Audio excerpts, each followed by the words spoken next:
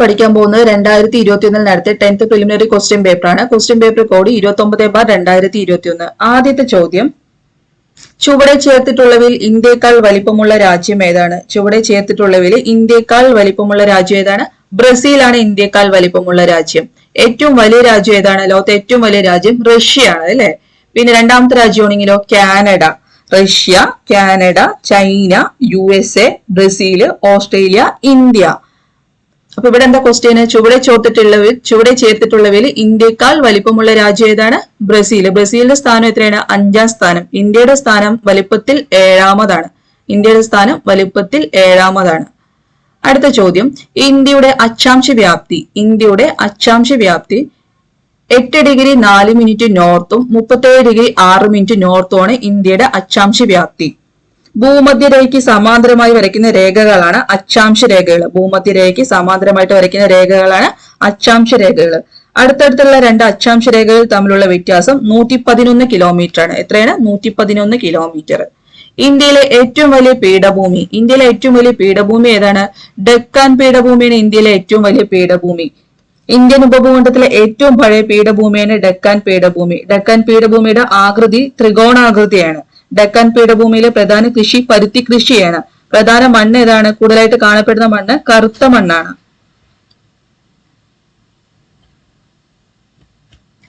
പതിനാലാമത്തെ ചോദ്യം, ഹിൽ സ്റ്റേഷനുകളുടെ രാജകുമാരി എന്നറിയപ്പെടുന്ന സുഖവാസ കേന്ദ്രം കൊടൈക്കനാലാണ്. ഹിൽ സ്റ്റേഷനുകളുടെ റാണി എന്നറിയപ്പെടുന്നത് മുസോറിയാണ്. കാർഡമം കുന്നുകൾ കാണപ്പെടുന്ന എവിടെയാണ്? നീലഗിരിയിലാണ്. 15ാമത്തെ ചോദ്യം, ബംഗാൾ ഉൾക്കടൽ നദീവ്യൂഹത്തിൽ ഉൾപ്പെടാത്ത നദി ഏതാണ്? നർമ്മദയാണ്. ഉപദ്വീപീയ നദികളിൽ പടിഞ്ഞാറോട്ട് ഒഴുകുന്ന രണ്ട് നദികളാണ് ഏതൊക്കെ? നർമ്മദയും താപ്തിയും. അതിലെ ഉപദ്വീപീയ നദികളിൽ പടിഞ്ഞാറോട്ട് ഒഴുകുന്ന വലിയ നദി ഏതാണ്? നർമ്മദയാണ്. നർമ്മദ എവിടെ നിന്നാണ് ഉത്ഭവിക്കുന്നത്? മധ്യപ്രദേശിലെ മൈക്കല മലനിരകളിൽ നിന്നും ഉത്ഭവിച്ച് അറബിക്കടലിൽ ചെന്ന് പതിക്കുന്നു. അപ്പോൾ ബംഗാൾ ഉൾക്കടൽ നദീവ്യൂഹത്തിൽ ഉൾപ്പെടാത്ത നദി ഏതാണ്? നർമ്മദ. 16ാമത്തെ ചോദ്യം, ഇന്ത്യയിലെ ഏറ്റവും ഉയരത്തിൽ സ്ഥിതി ചെയ്യുന്ന എയർപോർട്ടായ ലേ ഏത് നദിക്കരയിലാണ്? ഇന്ത്യയിലെ ഏറ്റവും ഉയരത്തിൽ സ്ഥിതി ചെയ്യുന്ന എയർപോർട്ടായ ലേ ഏത് നദിക്കരയിലാണ്? സിന്ധു നദിക്കരയിലാണ്. ഏതാ നദിക്കര? സിന്ധു നദിക്കരയിലെ. സിന്ധുവിന്റെ ഉത്ഭവം എവിടെയാ? ടിബറ്റിലെ മാനസ സരോവർ തടാകത്തിൽ നിന്നും ഉത്ഭവിച്ച് അറബിക്കടലിൽ ചെന്ന് പതിക്കുന്നു. എവിടെ നിന്നാണ് ഉത്ഭവം? ടിബറ്റിലെ മാനസ സരോവറിൽ നിന്നും ഉത്ഭവിക്കുന്നു. പതനം അറബിക്കടലിലാണ്. ഇന്ത്യൻ ഉപഭൂഖണ്ഡത്തിലെ ഏറ്റവും നീളം കൂടിയ നദിയാണ് സിന്ധു. ഇന്ത്യൻ ഉപഭൂഖണ്ഡത്തിലെ ഏറ്റവും നീളം കൂടിയ നദി ഏതാണ്? സിന്ധു ആണ്. പടിഞ്ഞാറോട്ട് ഒഴുകുന്ന ഹിമാലയൻ നദിയാണ്. ഇന്ത്യൻ ഉപഭൂഖണ്ഡത്തിലെ ഏറ്റവും നീളം കൂടിയ നദിയാണ്. പാകിസ്ഥാന്റെ ദേശീയ നദി, പാകിസ്ഥാന്റെ ജീവരേഖ എന്നൊക്കെ അറിയപ്പെടുന്നത് സിന്ധു നദിയാണ്. 17ാമത്തെ ചോദ്യം, മൺസൂൺ എന്ന വാക്ക് ഏത് ഭാഷയിൽ നിന്ന് എടുത്തതാണ്? മൺസൂൺ എന്ന വാക്ക് അറബി ഭാഷയിൽ നിന്ന് എടുത്തിട്ടുള്ളതാണ്. മൗസിം എന്ന അറബ് വാക്കിൽ നിന്നാണ് മൺസൂൺ എന്ന പദം ഉണ്ടായത്. കാലത്തിനൊത്ത് മാറുന്ന കാറ്റുകൾ എന്നാണ് മൺസൂൺ എന്ന വാക്കിനർത്ഥം. കാലത്തിനൊത്ത് മാറുന്ന കാറ്റുകൾ എന്നാണ് മൺസൂൺ എന്ന വാക്കിനർത്ഥം. കാൽബൈശാഖി എന്നത് എന്താണ്? 18ാമത്തെ ചോദ്യം, കാൽബൈശാഖി എന്നത് എന്താണ്? കാറ്റാണ്. ഇന്ത്യയിലെ പ്രധാന പ്രാദേശികവാദങ്ങൾ ഏതൊക്കെയാണ്? ലൂ, കാൽബൈശാഖി, മാംഗോ ഷവർ. ഇതൊക്കെ ഇന്ത്യയിലെ പ്രധാന പ്രാദേശിക വാദങ്ങളാണ്. വേനൽക്കാലത്ത് പശ്ചിമ ബംഗാളിൽ വീശുന്ന വരണ്ട കാറ്റാണ് കാൽബൈശാഖി. വേനൽക്കാലത്ത് പശ്ചിമ ബംഗാളിൽ വീശുന്ന വരണ്ട കാറ്റാണ് കാൽബൈശാഖി. 19ാമത്തെ ചോദ്യം, അസമിലെ കാസിരംഗ ദേശീയോദ്യാനം ഏത് മൃഗത്തിന് പ്രസിദ്ധമാണ്? അസമിലെ കാസിരംഗ ദേശീയോദ്യാനം ഒറ്റക്കൊമ്പൻ കണ്ടാമൃഗത്തിനാണ് പ്രസിദ്ധം. ഒറ്റക്കൊമ്പൻ കണ്ടാമൃഗത്തിനാണ് കാസിരംഗ ദേശീയോദ്യാനം പ്രസിദ്ധം. ലോകത്തിലെ ഏറ്റവും വലിയ ഒറ്റക്കൊമ്പുള്ള കണ്ടാമൃഗങ്ങളുടെ ആവാസ കേന്ദ്രമാണ് കാസിരംഗ നാഷണൽ പാർക്ക്. ബ്രഹ്മപുത്ര നദിക്കരയിൽ കാണപ്പെടുന്ന നാഷണൽ പാർക്കാണ്. ബ്രഹ്മപുത്ര നദിക്കരയിൽ കാണപ്പെടുന്ന നാഷണൽ പാർക്ക് ഏത് എന്ന് ചോദിച്ചാൽ കാസിരംഗ നാഷണൽ പാർക്കാണ്. 20ാമത്തെ ചോദ്യം, ഇന്ത്യയിൽ ഏറ്റവും ഉയരത്തിലുള്ള ദേശീയോദ്യാനം. ഇന്ത്യയിലെ ഏറ്റവും ഉയരത്തിലുള്ള ദേശീയോദ്യാനം ഏതാണ്? കാഞ്ചൻജംഗ ദേശീയോദ്യാനം. ഇന്ത്യയിലെ ഏറ്റവും ഉയരത്തിലുള്ള ദേശീയോദ്യാനം ഏതാണ്? കാഞ്ചൻജംഗ ദേശീയോദ്യാനം. എവിടെയാണ്? സിക്കിമിലെ അല്ലെ. ഇന്ത്യയിലെ സിക്കിമിൽ സ്ഥിതി ചെയ്യുന്ന ദേശീയോദ്യാനമാണ് ഏത്? കാഞ്ചൻജംഗ ദേശീയോദ്യാനം. 2016 കാഞ്ചൻജംഗ നാഷണൽ പാർക്കിനെ ലോക പൈതൃക പട്ടികയിൽ ഉൾപ്പെടുത്തി. 2016 കാഞ്ചൻജംഗ ദേശീയോദ്യാനത്തെ ലോക പൈതൃക പട്ടികയിൽ ഉൾപ്പെടുത്തി. 21ാമത്തെ ചോദ്യം, യൂറോപ്പിൽ നിന്നും ഇന്ത്യയിലേക്കുള്ള നാവിക മാർഗം കണ്ടെത്തുക എന്ന ലക്ഷ്യത്തോടെ ഇന്ത്യയിൽ എത്തിച്ചേരുന്ന പോർച്ചുഗീസ് നാവികൻ ആരാണ്? വാസ്കോ ഡ ഗാമ അല്ലെ. ആരാണ് ഇന്ത്യയിലെത്തിയ പോർച്ചുഗീസ് നാവികൻ? Vasco da Gama. കടൽ മാർഗം ഇന്ത്യയിലെത്തിയ ആദ്യത്തെ പോർച്ചുഗീസുകാരനാണ് വാസ്കോ ഡ ഗാമ. 1498 മെയ് 20 അദ്ദേഹം ആദ്യമായിട്ട് എത്തിയത് അല്ലെ. 1498 മെയ് 20 വാസ്കോ ഡ ഗാമ ഇന്ത്യയിൽ എത്തിച്ചേരുന്നത്. വാസ്കോ ഡ ഗാമ വന്ന കപ്പലിന്റെ പേരെന്താണ്? സെന്റ് ഗബ്രിയേല് അല്ലെ. ലിസ്ബണിൽ നിന്നാണ് അദ്ദേഹം വന്നത്. വാസ്കോ ഡ ഗാമ ഇവിടെ എത്തുമ്പോൾ കേരളം ഭരിച്ചിരുന്നത് ആരാണ്? സാമൂതിരിമാര് അല്ലെ. അടുത്ത ചോദ്യം, ഝാൻസി റാണി വീരമൃത്യു വരിച്ച വർഷം. ഝാൻസി റാണി വീരമൃത്യു വരിച്ചത് എപ്പോഴാണ്? 1858. എപ്പോഴാണ്? 1858. ഗോളിയാറിലും ഝാൻസിയിലൊക്കെ കലാപത്തിന് നേതൃത്വം കൊടുത്തു. ഒന്നാം സ്വാതന്ത്ര്യ സമരകാലത്ത് ഗോളിയാറിലും അതുപോലെ തന്നെ ഝാൻസിയിലൊക്കെ നേതൃത്വം കൊടുത്തത് ആരാണ്? ഝാൻസി റാണി തന്നെയാണ്. മണികർണിക എന്നറിയപ്പെടുന്നു അല്ലെ. യഥാർത്ഥ പേരെന്താണ്? മണികർണിക. ചബേലി, മനു എന്നൊക്കെ അറിയപ്പെട്ടിരുന്നത് ആരാണ്? ഝാൻസി റാണിയാണ്. ഇന്ത്യയുടെ ജോവാൻ ഓഫ് ആർക്ക് എന്നറിയപ്പെട്ടിരുന്നത് ആരാണ്? ഝാൻസി റാണിയാണ് ഇന്ത്യയുടെ ജോവാൻ ഓഫ് ആർക്ക് എന്നറിയപ്പെട്ടത്. 23ാമത്തെ ചോദ്യം, ഏത് ഗവർണർ ജനറലിന്റെ കാലത്താണ് ബനാറസ് ഉടമ്പടി ഒപ്പുവെച്ചത്? ഏത് ഗവർണർ ജനറലിന്റെ കാലത്താണ് ബനാറസ് ഉടമ്പടി ഒപ്പുവെച്ചത്? വാറൻ ഹേസ്റ്റിംഗിന്റെ കാലത്താണ് ബനാറസ് ഉടമ്പടി ഒപ്പുവെച്ചത്. 24ാമത്തെ ചോദ്യം, ഇന്ത്യയുടെ മത സാമൂഹിക പരിഷ്കരണ രംഗത്ത് ഏറ്റവും കൂടുതൽ സംഭാവന അർപ്പിച്ച പ്രസ്ഥാനം ഏതാണ്? ബ്രഹ്മസമാജം അല്ലെ. ഏതാണ് പ്രസ്ഥാനം? ബ്രഹ്മസമാജം. ബ്രഹ്മസമാജത്തിന്റെ സ്ഥാപകൻ ആരാണ്? രാജാറാം മോഹൻ റോയ്. 1828 ഓഗസ്റ്റ് 20 ബ്രഹ്മസമാജം സ്ഥാപിച്ചത്. 1828 ബ്രഹ്മസമാജം സ്ഥാപിച്ചത്. ബ്രഹ്മസമാജ സ്ഥാപകൻ ആരാണ്? രാജാറാം മോഹൻ റോയ്.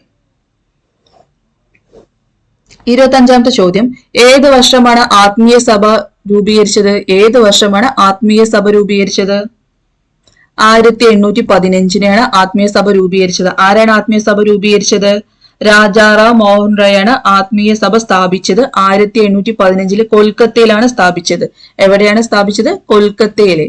26ാമത്തെ ചോദ്യം, പഞ്ചശീല തത്വങ്ങൾ ഒപ്പുവെച്ച ഇന്ത്യൻ പ്രധാനമന്ത്രി. പഞ്ചശീല തത്വങ്ങളിൽ ഒപ്പുവെച്ച ഇന്ത്യൻ പ്രധാനമന്ത്രി ആരാണ്? ജവഹർലാൽ നെഹ്റു. ആരാണ് പഞ്ചശീല തത്വങ്ങളിൽ ഒപ്പുവെച്ച ഇന്ത്യൻ പ്രധാനമന്ത്രി? ജവഹർലാൽ നെഹ്റു. ഇന്ത്യ ചൈന അതിർത്തി തർക്കത്തെ തുടർന്ന് ഒപ്പിട്ട കരാറാണ് പഞ്ചശീല തത്വം. ഇന്ത്യ ചൈന അതിർത്തി തർക്കത്തെ തുടർന്ന് ഒപ്പിട്ട കരാറാണ് പഞ്ചശീല തത്വങ്ങൾ അല്ലെ. ഇന്ത്യൻ പ്രധാനമന്ത്രി ജവഹർലാൽ നെഹ്റുവും ചൈനീസ് പ്രസിഡന്റ് ചൗ എൻ ലായും ചേർന്നിട്ടാണ് പഞ്ചശീല തത്വം ഒപ്പുവെച്ചത്. എപ്പോഴാണ് ഒപ്പുവെച്ചത്? 1954 ഏപ്രിൽ 29 പഞ്ചശീല തത്വങ്ങൾ ഒപ്പുവെച്ചത്. 27ാമത്തെ ചോദ്യം, പയ്യന്നൂരിൽ നടന്ന 4ാം അഖില കേരള രാഷ്ട്രീയ സമ്മേളനത്തിൽ അധ്യക്ഷത വഹിച്ചത്. പയ്യന്നൂരിൽ നടന്ന 4ാം അഖില കേരള രാഷ്ട്രീയ സമ്മേളനത്തിൽ അധ്യക്ഷത വഹിച്ചത് ആരാണ്? ജവഹർലാൽ നെഹ്റു. ആരാണ്? ജവഹർലാൽ നെഹ്റു. 4ാം അഖില കേരള രാഷ്ട്രീയ സമ്മേളനം നടന്നത് 1928 4ാം അഖില കേരള രാഷ്ട്രീയ സമ്മേളനം നടന്നപ്പോഴാണ് 1928. അതിന്റെ അധ്യക്ഷത ആരാ വഹിച്ചത്? ജവഹർലാൽ നെഹ്റു ആണ് അധ്യക്ഷത വഹിച്ചത്. 28ാമത്തെ ചോദ്യം, ഗാന്ധിജി ഇന്ത്യയിൽ നടത്തിയ ആദ്യ സത്യാഗ്രഹം. ഗാന്ധിജി ഇന്ത്യയിൽ നടത്തിയ ആദ്യത്തെ സത്യാഗ്രഹം ഏതാണ്? ചമ്പാരൻ സത്യാഗ്രഹമാണ് ഗാന്ധിജി ഇന്ത്യയിൽ നടത്തിയ ആദ്യത്തെ സത്യാഗ്രഹം. ചമ്പാരൻ എന്ന പ്രദേശം കാണപ്പെടുന്ന സംസ്ഥാനം ഏതാണ്? ബീഹാർ ആണ് അല്ലെ. ചമ്പാരൻ എന്ന പ്രദേശം എവിടെയാണ്? ബീഹാറിലാണ്. നീലം തോട്ടങ്ങളിലെ കർഷകരെ ബ്രിട്ടീഷുകാർ ചൂഷണം ചെയ്തതിനെ തുടർന്ന് നടത്തിയ പ്രക്ഷോഭമാണ് ചമ്പാരൻ പ്രക്ഷോഭം. എന്താ പറയുന്നത്? നീലം തോട്ടങ്ങളിലെ കർഷകരെ ബ്രിട്ടീഷുകാർ ചൂഷണം ചെയ്തതിനെ തുടർന്ന് നടത്തിയ പ്രക്ഷോഭമാണ് ഏത്? ചമ്പാരൻ പ്രക്ഷോഭം. തിങ്കതിയ എന്നത് എന്തുമായി ബന്ധപ്പെട്ടിരിക്കുന്നു? ചമ്പാരൻ സത്യാഗ്രഹവുമായി ബന്ധപ്പെട്ടതാണ് കേട്ടോ. തിങ്കതിയ എന്നത് ചമ്പാരൻ സത്യാഗ്രഹവുമായി ബന്ധപ്പെട്ടതാണ്.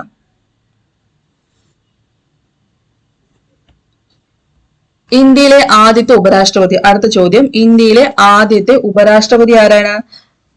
Doctor S Radhakrishnan. ഇന്ത്യയിലെ ആദ്യത്തെ ഉപരാഷ്ട്രപതി ആരാണ്? ഡോക്ടർ എസ് രാധാകൃഷ്ണനാണ് ഇന്ത്യയിലെ ആദ്യത്തെ ഉപരാഷ്ട്രപതി അല്ലെ. ഇന്ത്യയുടെ രണ്ടാമത്തെ രാഷ്ട്രപതിയും ഇന്ത്യയുടെ ആദ്യത്തെ ഉപരാഷ്ട്രപതിയും. എന്താണ്? ഇന്ത്യയുടെ രണ്ടാമത്തെ രാഷ്ട്രപതിയും ആദ്യത്തെ ഉപരാഷ്ട്രപതി ആരാണ്? Doctor S രാധാകൃഷ്ണനാണ്. തത്വചിന്തകനായ രാഷ്ട്രപതി എന്നറിയപ്പെടുന്ന ആരാണ്? ഡോക്ടർ എസ് രാധാകൃഷ്ണനാണ് തത്വചിന്തകനായ രാഷ്ട്രപതി എന്നറിയപ്പെടുന്നത്. രാഷ്ട്രപതിയാവുന്ന ആദ്യത്തെ ദക്ഷിണേന്ത്യക്കാരനാണ്.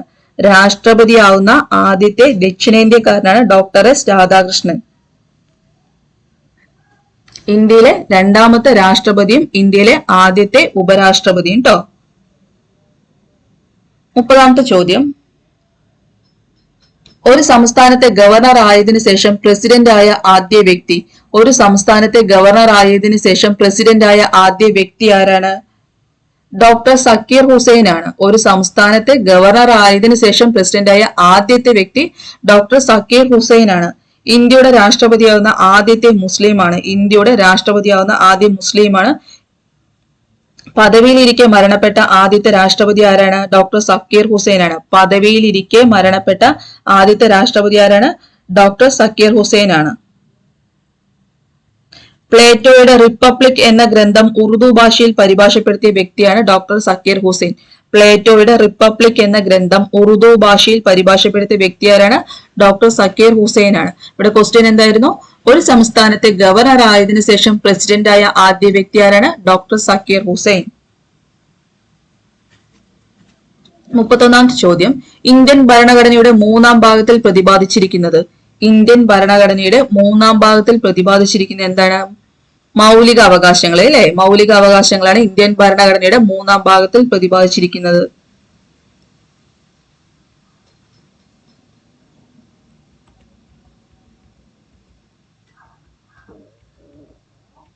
മുപ്പത്തിരണ്ടാം ചോദ്യം, മൗലികാവകാശങ്ങൾ ഉൾപ്പെടെ ഭരണഘടനയുടെ ഏതു ഭാഗവും ഭേദഗതി ചെയ്യുവാൻ പാർലമെന്റിന് അധികാരമുണ്ടെന്ന് വ്യവസ്ഥ ചെയ്ത ഭേദഗതി. 24ാം ഭേദഗതി. എന്താ പറയുന്നത്? മൗലിക അവകാശങ്ങൾ ഉൾപ്പെടെ ഭരണഘടനയുടെ ഏത് ഭാഗവും ഭേദഗതി ചെയ്യുവാൻ പാർലമെന്റിന് അധികാരമുണ്ടെന്ന് വ്യവസ്ഥ ചെയ്യുന്ന ഭേദഗതി ഏതാണ്? 24ാം ഭേദഗതി. ഭരണഘടനയുടെ ഭേദഗതിയെ കുറിച്ച് പ്രതിപാദിക്കുന്ന അനുച്ഛേദമാണ് 368 കേട്ടോ. ഭരണഘടനയുടെ ഭേദഗതിയെ കുറിച്ച് പ്രതിപാദിക്കുന്ന ആർട്ടിക്കിൾ ഏതാണ്? 368 ആണ്. 1951 ആദ്യമായിട്ട് ഭരണഘടനാ ഭേദഗതി ചെയ്തത്. 1951 ആദ്യമായി ഭരണഘടനാ ഭേദഗതി ചെയ്തത്. 33ാമത്തെ ചോദ്യം, സ്വത്ത് സമ്പാദിക്കാനും സംരക്ഷിക്കാനുമുള്ള മൗലികാവകാശത്തെ നിയമാവകാശമായി മാറ്റിയ ഭരണഘടനാ ഭേദഗതി. 44ാം ഭേദഗതി. സ്വത്ത് സമ്പാദിക്കാനും സംരക്ഷിക്കാനുമുള്ള മൗലികാവകാശത്തെ നിയമാവകാശമായി മാറ്റിയ ഭരണഘടനാ ഭേദഗതി ഏതാണ്? 44ാം ഭേദഗതി. 1978 44ാം ഭേദഗതി അല്ലെ? സ്വത്ത് സമ്പാദിക്കാനും സംരക്ഷിക്കാനുമുള്ള മൗലികാവകാശത്തെ നിയമാവകാശമാക്കിയ ഭേദഗതി ഏതാണ്? 44ാം ഭേദഗതി.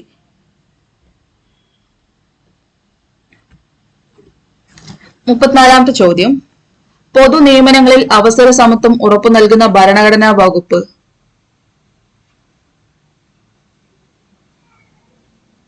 എത്രയാണ്? ആർട്ടിക്കിൾ 16 അല്ലെ? പൊതു നിയമനങ്ങളിൽ അവസര സമത്വം ഉറപ്പു നൽകുന്ന ഭരണഘടനാ വകുപ്പ് ഏതാണ്?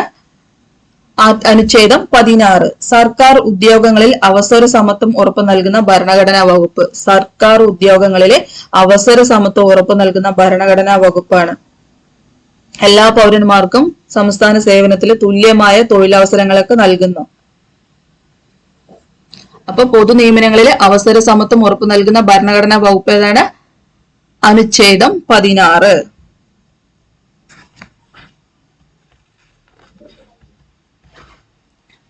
അടിയന്തരാവസ്ഥ കാലത്ത് മൗലികാവകാശങ്ങൾ നിഷേധിക്കപ്പെടുന്നത് ഏത് വകുപ്പ് പ്രകാരമാണ്? അടിയന്തരാവസ്ഥ കാലത്ത് മൗലികാവകാശങ്ങൾ നിഷേധിക്കപ്പെടുന്നത് ഏത് വകുപ്പ് പ്രകാരമാണ്?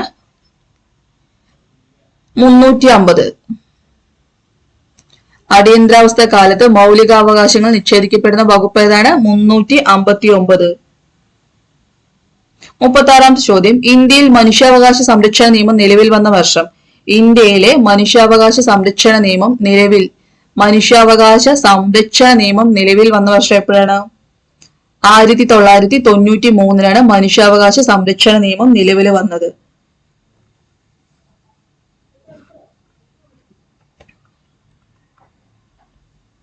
സംസ്ഥാന മനുഷ്യാവകാശ കമ്മീഷന്റെ ചെയർമാനെയും അംഗങ്ങളെയും നിയമിക്കുന്നതാരാണ്? സംസ്ഥാന മനുഷ്യാവകാശ കമ്മീഷൻ ചെയർമാനെയും അംഗങ്ങളെയും നിയമിക്കുന്നതാരാണ്? ഗവർണറാണ്. സംസ്ഥാനത്തെ മനുഷ്യാവകാശ കമ്മീഷൻ ചെയർമാനെയും അംഗങ്ങളെയും നിയമിക്കുന്നത് ആരാണ്? ഗവർണറാണ്. 38ാമത്തെ ചോദ്യം, താഴെ പറയുന്നവരിൽ ദേശീയ മനുഷ്യാവകാശ കമ്മീഷനിൽ എക്സ് ഒഫീഷ്യോ മെമ്പർ അല്ലാത്തതാര്? താഴെ പറയുന്നവരിലെ ദേശീയ മനുഷ്യാവകാശ കമ്മീഷനിലെ എക്സ് ഒഫീഷ്യോ മെമ്പർ അല്ലാത്തതാരാണ്? കേന്ദ്ര നിയമകാര്യ വകുപ്പ് മന്ത്രിയാണ്. ആരാണ്? താഴെ പറയുന്നവരിൽ ദേശീയ മനുഷ്യാവകാശ കമ്മീഷനിൽ എക്സ് ഒഫീഷ്യോ മെമ്പർ അല്ലാത്തത് കേന്ദ്ര നിയമകാര്യ വകുപ്പ് മന്ത്രിയാണ്.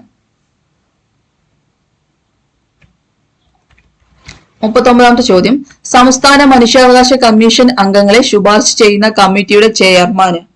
സംസ്ഥാന മനുഷ്യാവകാശ കമ്മീഷൻ അംഗങ്ങളെ ശുപാർശ ചെയ്യുന്ന കമ്മിറ്റിയുടെ ചെയർമാന് മുഖ്യമന്ത്രിയാണ്. സംസ്ഥാനത്തെ മനുഷ്യാവകാശ കമ്മീഷൻ അംഗങ്ങളെ ശുപാർശ ചെയ്യുന്ന കമ്മിറ്റിയുടെ ചെയർമാൻ ആരാണ്? മുഖ്യമന്ത്രി. 40ാമത്തെ ചോദ്യം, ദേശീയ വനിതാ കമ്മീഷനിലെ ആദ്യ പുരുഷ അംഗം ആരാണ്? ദേശീയ വനിതാ കമ്മീഷനിലെ ആദ്യത്തെ പുരുഷ അംഗം ആരാണ്? അലോക് റാവത്ത്. ആരാണ്? അലോക് റാവത്താണ് ദേശീയ വനിതാ കമ്മീഷനിലെ ആദ്യ പുരുഷ അംഗം. ആരാണ്? അലോക് റാവത്ത്.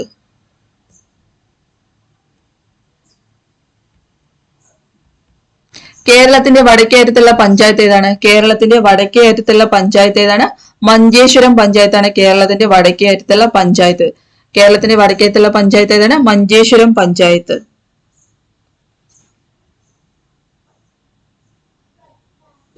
ഇന്ത്യയുടെ ആകെ വിസ്തീർണത്തിന്റെ എത്ര ശതമാനമാണ് കേരളം? 42ാം ചോദ്യം, ഇന്ത്യയുടെ ആകെ വിസ്തീർണത്തിന്റെ എത്ര ശതമാനമാണ് കേരളം? 1.18% കേരളം. ഇന്ത്യയുടെ ആകെ വിസ്തീർണത്തിന്റെ എത്ര ശതമാനമാണ് കേരളം? 1.18%. കേരളത്തിലെ കളിമൺ നിക്ഷേപം കൂടുതലുള്ള പ്രദേശം? കേരളത്തിലെ കളിമൺ നിക്ഷേപം കൂടുതലുള്ള പ്രദേശം എവിടെയാണ്? കുണ്ടറ. അല്ലെ? കേരളത്തിലെ കളിമൺ നിക്ഷേപം ഏറ്റവും കൂടുതലുള്ള പ്രദേശം എവിടെയാണ്? കുണ്ടറ.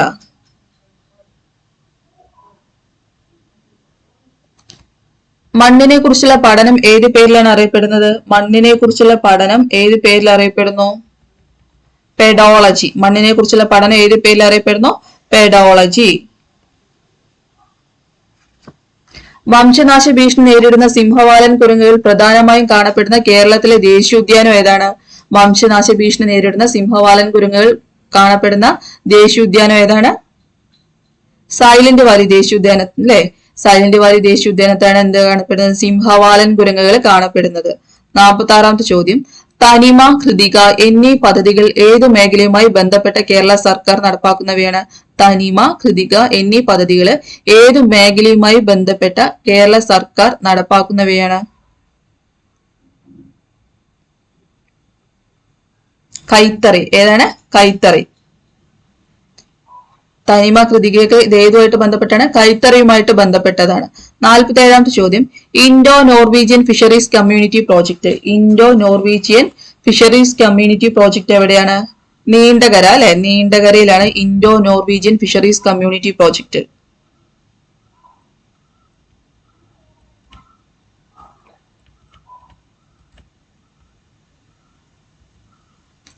KSEBയുടെ ഏറ്റവും വലിയ ഡീസൽ പവർ പ്ലാന്റ് ഏതാണ്? KSEBയുടെ ഏറ്റവും വലിയ ഡീസൽ പവർ പ്ലാന്റ് ഏതാണ്?